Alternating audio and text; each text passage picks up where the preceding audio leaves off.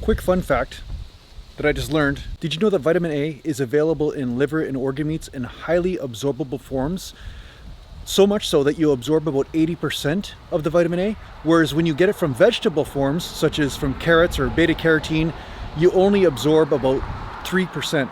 So the thing is that people don't know about vitamin A, and I didn't even know, is that vitamin A plays a critical role in converting cholesterol into these hormones so that your body can do what it does. So this is why eating organ meat, such as liver, can be extremely effective and anabolic for you in your natural bodybuilding journey, right?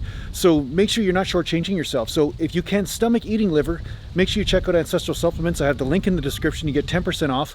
But yeah, just go to your butcher and eat some organic grass-fed liver. So yeah, you have two options, but the important thing is get that vitamin A in, because that's going to make a big difference in your own hormone production, and you're going to notice that you're going to be more vital, because I've noticed since taking the Ancestral Supplements, I've felt more vital overall, constantly, right? So the more vital you are, the better you're going to heal over the long term, and that's what we're in this for, right? That's why you're trying to eat properly in the first place. Mountain. Train the muscles, not the joints.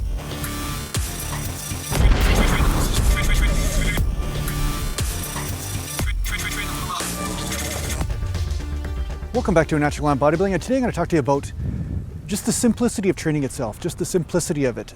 That there are just a few parameters that you can mess around with in order to challenge the muscle in different ways. And some of these parameters I thought it'd be worth mentioning in a video, because some of you might not be aware of it, right? Because there is a tendency to oversimplify training, where people say, hey, it's just about getting stronger than 1 rep max, or hey, it's just about just pumping out reps endlessly all the time. And although there is some truth to these principles, I think if you just use one principle exclusively all the time, it can be limiting, and you may hit a plateau or not necessarily progress. So I thought it would be great for me just to mention different ways that you can train, or different parameters that you can play with in order to gain muscle and strength. Now, the first parameter is obviously increasing in strength. Now, whether that's your 1 rep max, or your 5 rep max, or your 8 rep max, it's all really the same thing. You're increasing in the amount of weight that you can lift. Therefore, you are recruiting either more muscle fibers or creating more muscle fibers. But either way, that is the foundation of bodybuilding and weight training, generally speaking. Because if you're not gaining in strength, a lot of times you're not gaining in muscle, and strength endurance also helps you gain muscle. So although at first when you gain strength, because it's really a lot of coordination development that goes on, and maybe it's more neurological, you're basically creating more of a connection to the muscle and more coordination in order to refine your groove when it comes down to a specific movement. Really just coordination, period. That coordination boost at first is going to give you some extra strength, but after a while, just coordination won't be enough, and you'll need to put on some muscle in order to increase in strength in some way, shape, or form. So in that way, gaining in strength does help you gain muscle. So this is one of the first things, or one of the first principles that you need to learn, but also it's one that people get stuck on, and they get a little bit too obsessive about that. And that's where a lot of times they limit their gains or injure themselves, because they get too focused on that one aspect of the training. Now, after you injure yourself a few times, or basically hit a plateau, you start to say, hey, maybe there's something else besides just perpetually just increasing the weight every workout, or waiting until your strength goes up after doing heavy set after heavy set all the time. Maybe it's a pyramid technique or 5x5 or whatever it is that you're doing, and you say, hey, maybe there's something else that I need to work on right now in order to gain muscle. Maybe there's some other new technique. And again, the curse of the beginner or the intermediate is to use the new technique and then say, okay, that technique is the end all be all. That's the new religion to stick to. That's the new fanatical thing that is the best thing, because that's what works, right? But sometimes it's just because it's different, it works, and it works on a different weak link in your system.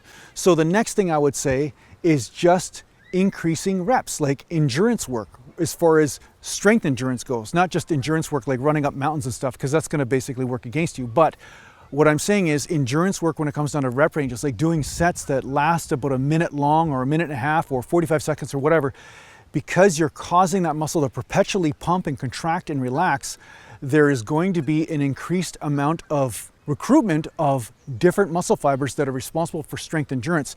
Now, they also contribute to strength. So if you're gaining more muscle in that area, then when you go to do the heavy sets, you may be surprised to find out that your strength does go up to a point. if you integrate some of this endurance work along with the strength work.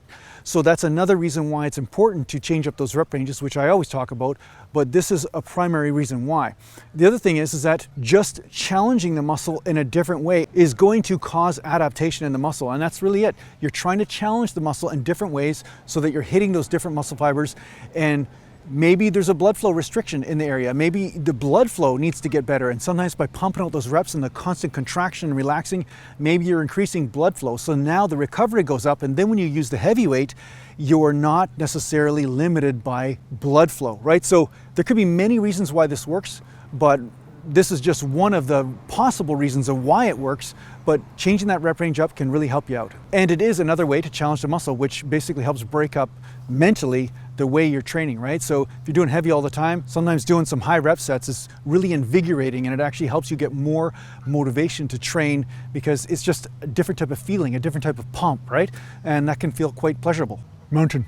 Now, another way to challenge your muscle is to increase volume, to do more sets. So you're hitting failure no matter what rep range you're doing, but now you're increasing the amount of times that you go to the rack and perform those repetitions to failure, and then you come back over and over again. Now you increase the amount of sets, now the body has to recover from more muscular damage. Now you can overdo this, but that doesn't mean that it isn't necessary at times to go into a little bit of a higher volume type challenge so that the body is shocked into growth. Now, maybe shocked is the wrong word, but you are going to be challenging a different aspect of the system by doing this. So it might get used to a certain amount of volume where you're basically doing a certain amount of intensity, their workout is lasting a certain amount of time, and sometimes, and I've experienced this, sometimes when you push past what your body is used to, then it says, hey, wait a second, I gotta wake up here. I gotta actually start adapting, I gotta wake up in a new way and make sure that I'm strong enough and have enough endurance and recuperative ability in order to deal with this type of workload. This is a way that it's very possible to go into overtraining if you do it too much, but it's definitely something not to steer away from forever.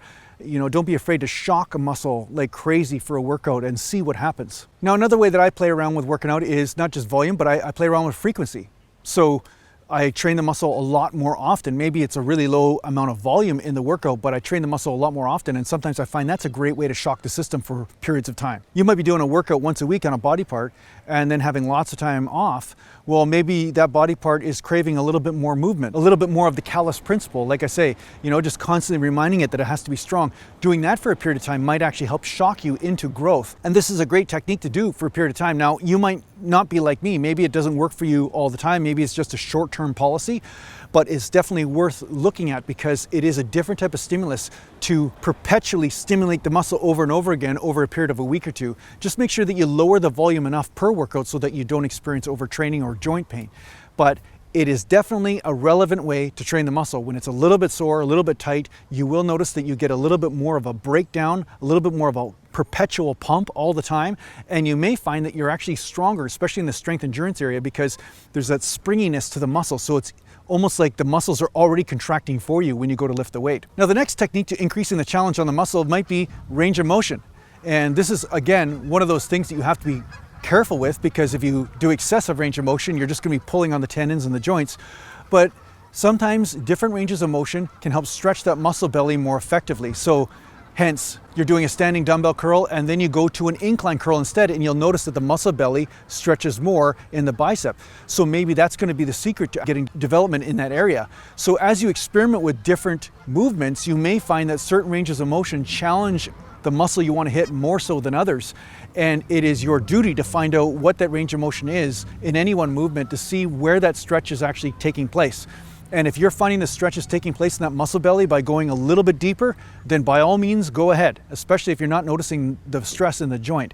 And this can sometimes lead you to massive growth really quickly. Like I said before, my brother used to do a lot of leg presses and then he'd go right into front squats. It was a version of the stretch and pump principle where he'd just rep out like crazy and get a really big pump in the quads, and then he'd stretch it out by front squats by staying mostly straight up and down and squatting and then basically stretching out those quads. And his legs just blew up from that. So you may notice that if you have been training the same for a long period of time, then you start taking some time to stretch those muscles out in a new way. You may notice that you smash through some plateaus that you thought were permanent. So Yeah, investigate this. See if the range of motion that you're using is really right for you for the muscle that you want to hit at this time. Now, the last way to challenge the muscle is to use a limited range of motion and way more weight than you're usually capable of. So it's like an overload type principle. Some people call it static holds too. That's the extreme case scenario. So this might seem counterintuitive when it comes down to stretching the muscle, but this is a different way of stressing the system where you're overloading it with an overwhelming amount of weight, which forces an overall stimulus on the system, the endocrine system and the nervous system. So this is another technique that you can play with. So if you haven't done this for a period of time, you've been doing the super strict reps, or you've been doing the stretch reps, or you've been doing more light weights, then this would be a total shock to the system. Just again, be conservative and work your way into those heavy weights, because if you do it too aggressively, you might end up with an injury, right? And it's not something that you want to do all the time. But if you integrate this into your training, you may notice that you get a different type of overall body pump from it, especially when you're using those big movements like the squats and the rack pulls or Romanian deadlifts or whatever it might be. Okay, sorry it's a little bit dark right now, but I'm outside the gym and I remembered one other parameter that you can adjust. Now, of course, this list of parameters isn't totally complete, but this is another parameter that you can adjust in your workouts, and that is rep speed. Depending on the speed that you're performing a rep will depend on what muscle fiber or what type of muscle fiber gets pushed into failure, or what one is forced to adapt. So to simplify it, slow reps will help the slow twitch fibers and fast reps will help the fast twitch fibers. So it's pretty simple. So basically remember that if you adjust the rep speed, you can also, what the hell do you want? What do you want, Sam? What the frick? Isn't there a plate of nachos with your name on it somewhere? Isn't there a plate of nachos somewhere? Put this in your next video. Just make like a tree and get out of here. Okay, Back to the Future reference. So yeah, don't forget to change up the rep speed. If you want to hit different muscle fiber types, you can strategically choose the rep speed in your workouts as well. So yeah, these are some techniques that you can incorporate in your training. Don't be afraid to use them here and there. And like I said, don't get married to any one technique, because you use one technique for a period of time, it'll work, but then you'll hit another wall and then it's time to incorporate a different technique in your training or your training program. So I hope this helps out in your training. Thanks a lot for watching. If you need to get a hold of me, just go to naturalgallantbodybuilding.com, and thanks a lot to the Patreon supporters, and take care for now. Mountain.